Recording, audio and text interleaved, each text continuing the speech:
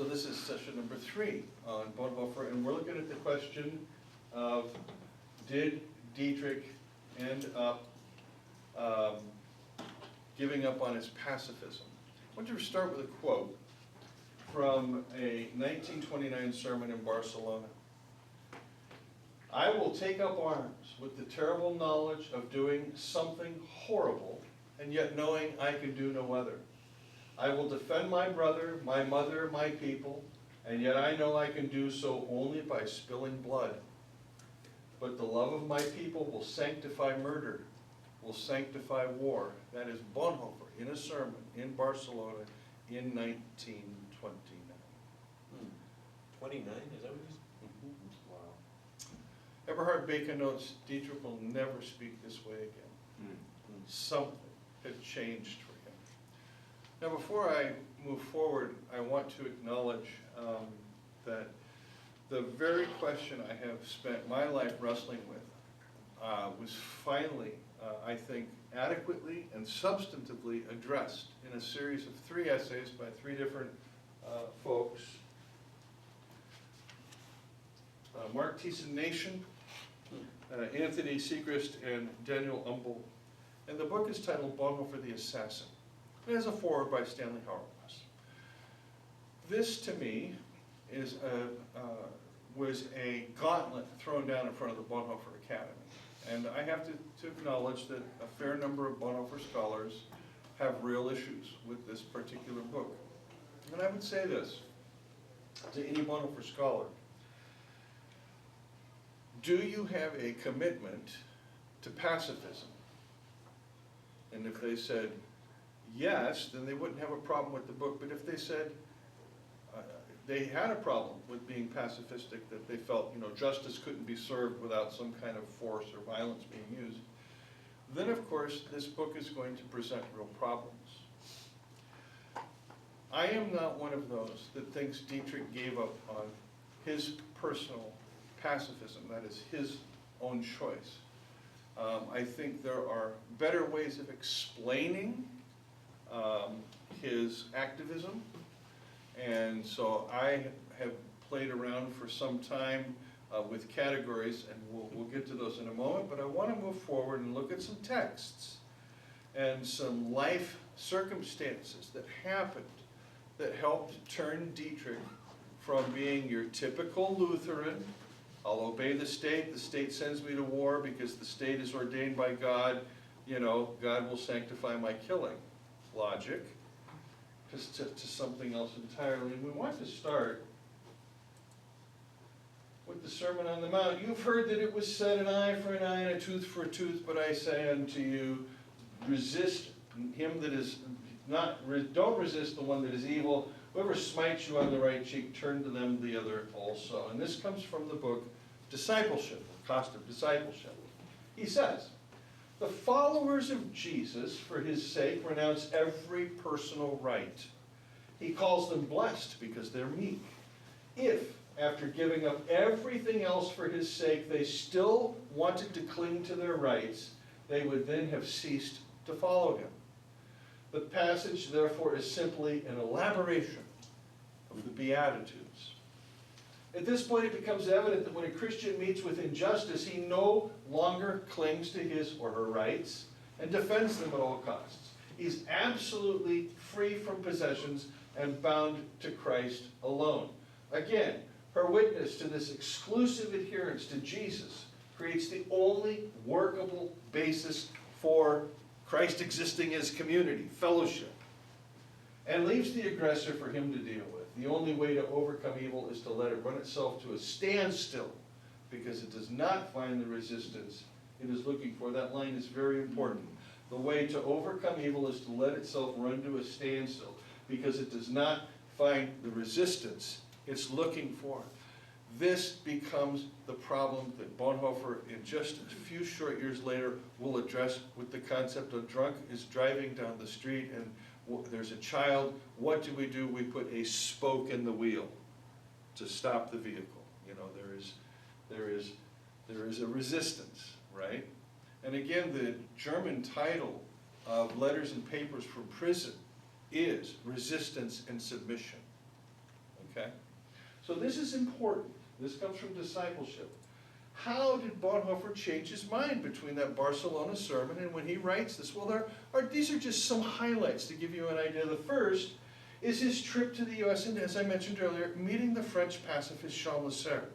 They had a lot of conversations. And Jean Lasserre helped open up the whole pacifist argument for Bonhoeffer.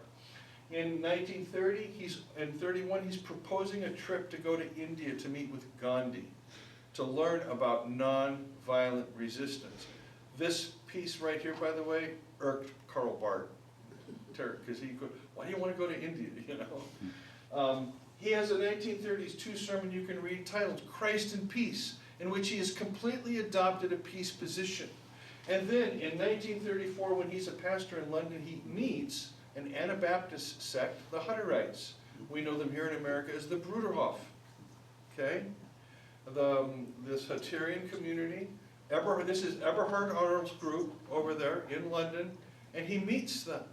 And he is now just continuing to develop this peace position as he joins the ecumenical church peace movement that had arisen at that time prior to the World Council of Churches being formed. The ecumenical movement had about 25 years of growth before they institutionalized. So you have all of these things coming together between 1930 and 1935, 36, 37 when he's teaching or writing on the cost of discipleship. Now, here's a 1936 catechism he writes. How should the Christian act in war? There is no plain commandment of God on this point. The church can never bless war or weapons. The Christian can never take part in an unjust, notice now, war. If a Christian takes to the sword, he will daily pray to God for forgiveness of the sin and pray for peace. Now, notice what he does here, because this is going to become important in his ethics. He says, if a Christian takes up the sword, he does it or she does it knowing they are what? Guilty. And so they seek forgiveness. Okay? In other words, you cannot be a follower of Jesus and become violent without accepting the guilt that goes with that. That becomes real important here for Dietrich. In 1936, Dietrich has a female friend. Don't know whether to call them girlfriend, boyfriend at that point. Dietrich's will later get engaged, as I mentioned previously, but at this point he writes a letter to Elizabeth Zinn. And I want to read this letter to you, because, or a portion of this letter, because it describes a change that he says where he went from phraseology to reality. This is a little bit long, but please bear with me on this. January 27th, 1936. I threw myself into the work in a very unchristian and rather arrogant manner. That is the work of being a theologian and a pastor and that.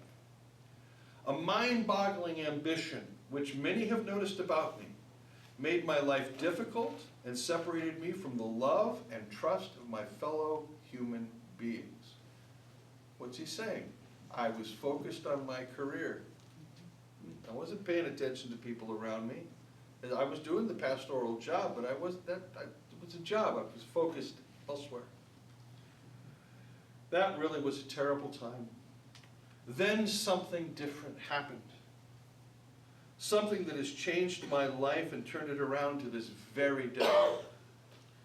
I had already preached several times and had seen a lot of the church, had given speeches about it and even written about it, but I had still not yet become a Christian. I was very much an untamed child, my own master. I know at that time I had turned this whole business about Jesus Christ into an advantage for myself. A kind of crazy vanity.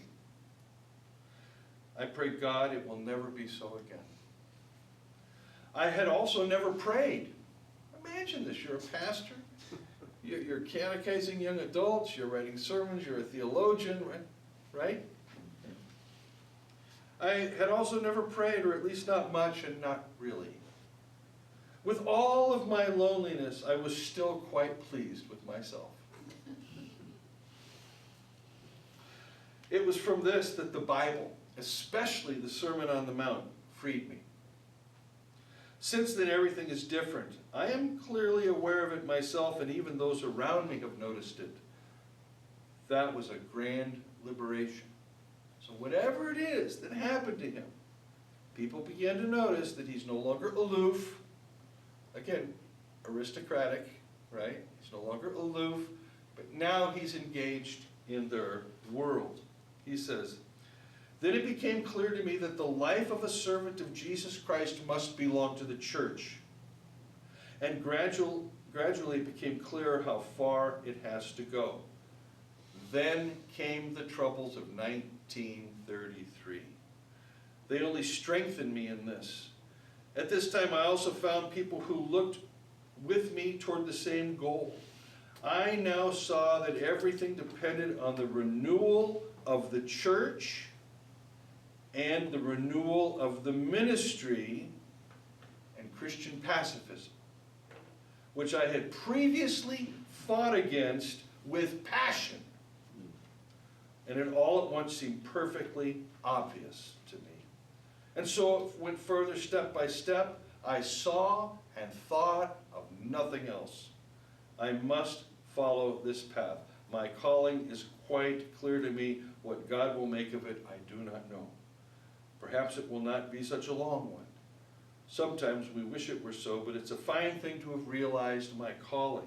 I believe the nobility of this calling will become plain to us only in times and events to come, if we can hold out. It's clear from this letter that the shift that occurs sometime in the early 30s with Bonhoeffer is a shift from Christianity as a thing that one uses, much like a college degree, to advance one's career, to the thing itself, and the thing itself was pacifism. That's just key for me to understand this significant change in Bonhoeffer. It is going against the grain of everything Lutheran in him. And this is what makes The Cost of Discipleship such an interesting book.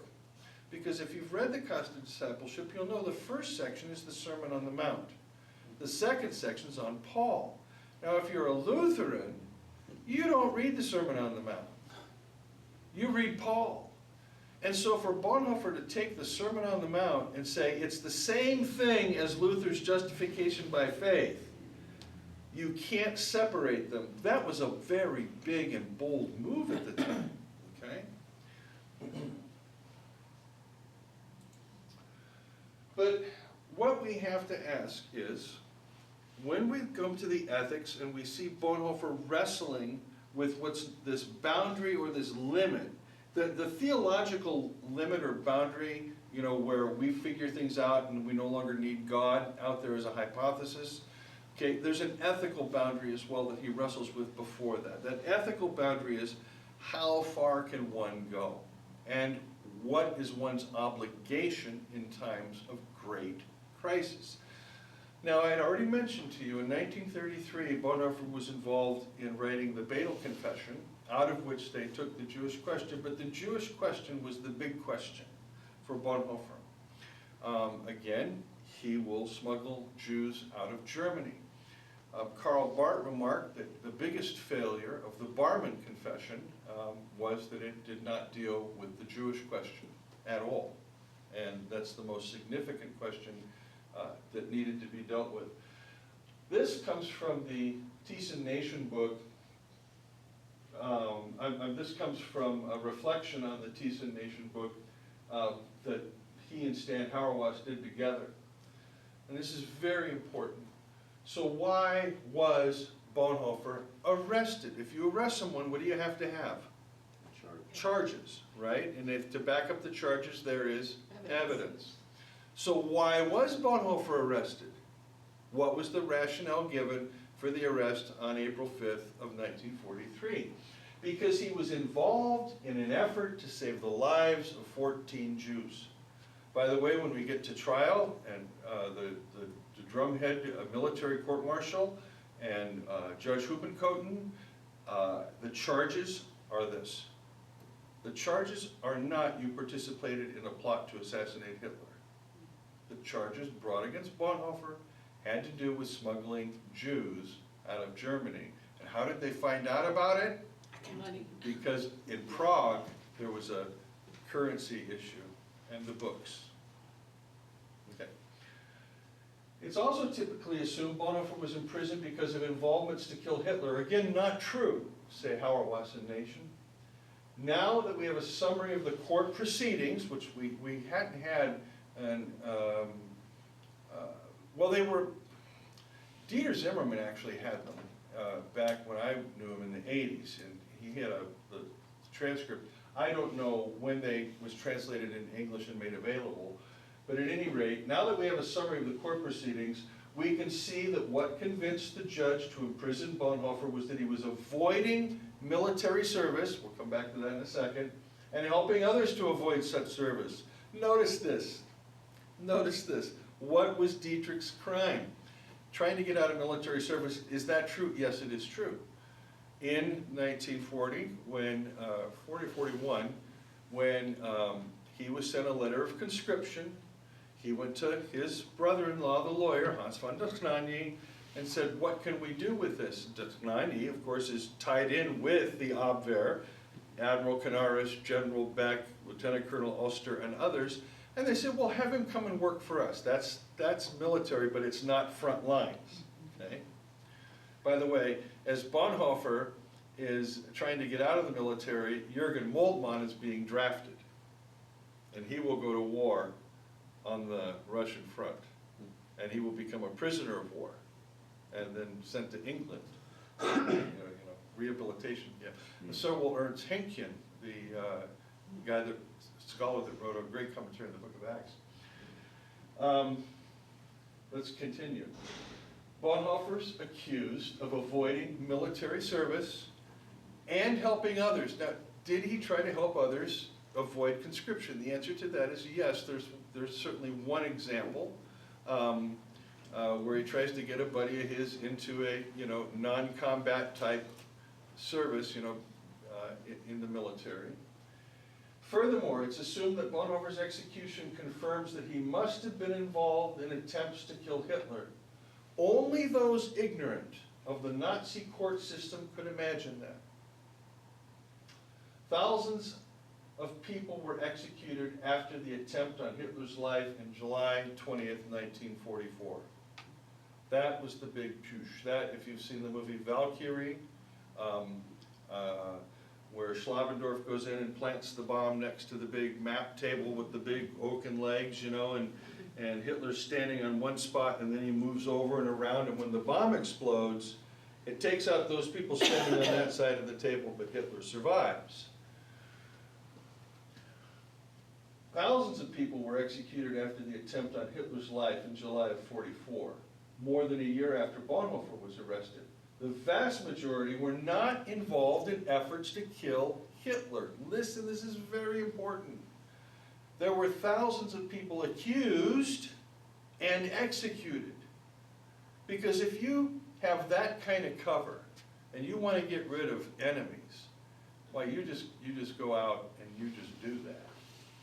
The vast majority were not involved. Peter Hoffman, perhaps the foremost expert in the world on conspiracies against Hitler, has referred to Bonhoeffer's work for the Abwehr quite appropriately as putting out peace feelers. I've already mentioned that. This is what Bonhoeffer's role was. He was a courier for the Abwehr. He was going on their behalf to try and help high-ups in the church who could communicate with high-ups in the political world about the intentions of the Abwehr.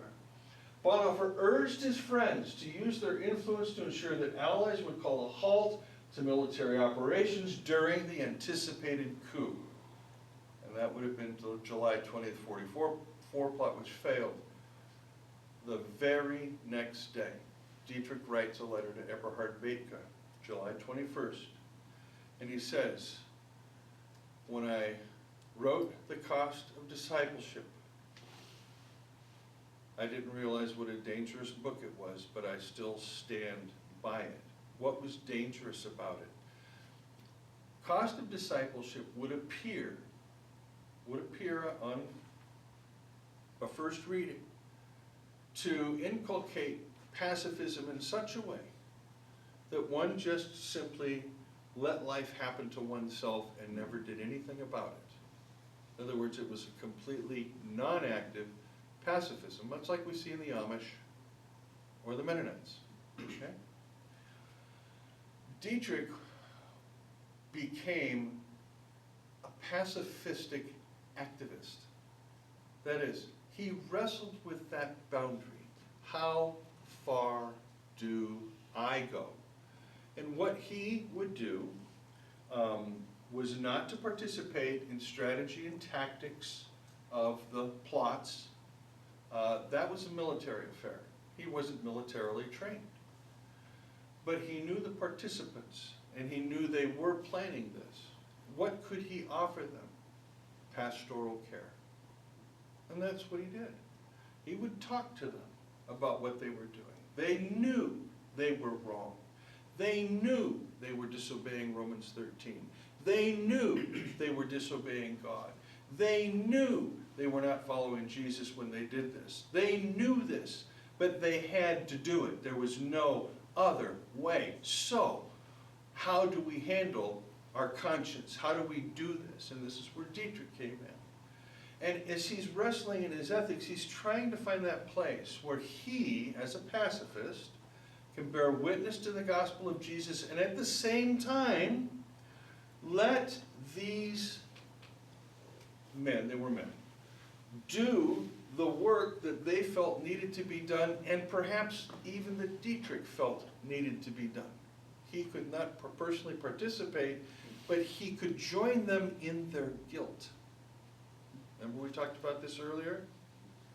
He could assume their guilt without participating in the action. This is known, the German term is Stellvertretung, and it just simply means vicarious suffering. Suffering on behalf of or suffering with someone. Already, in the dissertation, Christ exists as community. In life together, we talk about how that community plays itself out in our relationships with each other and with our relationships with ourselves. In the ethics, this very theme now becomes articulated of putting the spoke in the wheel, joining in with those who are guilty and know they're guilty and know they must seek God's forgiveness for what they're about to do, even though one is not an actual participant. One's knowledge of it is enough. And then, of course, in the letters and papers from prison, this is going to morph itself into what I think is his finest of his poems, and that is Christians and Pagans, and we will look at that. I can't recall. Yeah, it's later. Here's what he says about Cost of Discipleship. I remember a conversation I had in America 13 years ago with a young French pastor. That's Jean Lasserre. We've talked about it. We were asking ourselves quite simply what we wanted to do with our lives. He said he would like to become a saint. And I think it's quite likely he did become one. I don't know what he was like, but when I met Jean Lasserre, he was a short man, and he had this curly silver hair. I mean, like pin curly silver hair, like, you know, and he was very gentle and very cool. He said he would like to become a saint, and I think it's quite likely he did become one. At the time, I was very impressed, but I disagreed with him and said, in effect, I should like to learn to have faith. And remember, we saw this just after that he discovers that. For a long time, I didn't realize the depth of the contrast. I thought I could acquire faith by trying to live a holy life or something like that. I suppose I wrote the cost of discipleship as the end of that path. What is a holy life? What's he describing here? It has nothing to do with following the do's and the don'ts. It has to do with following Jesus all the way down the line to complete and total non-resistance of the cross. He says, I see the dangers of that book, though I stand by what I wrote. Okay? So there's the full quote. Before we launch into this section, I simply want to note that there are a vast majority of Bonhoeffer scholars that basically see Dietrich making a break with his pacifism. That's kind of de rigueur almost in Bonhoeffer scholarship these days. I don't see it. And I think that Bonhoeffer scholarship would be incredibly benefited by that dissertation of Lenihan, who I think articulates very, very clearly the nonviolent element, that this commitment Bonhoeffer has after his change, after his big change in the early 30s, this commitment to pacifism never left. It was always part of his life. And again, noting what's his role in the Abwehr? He's a courier, he's a peacemaker. He's looking to bring the leadership of the military counterintelligence, the leadership of the Western world together so that when there is a coup, they don't come and, they let the coup happen and then let the proper leadership or different leadership come in. Tom, that'll end the third session.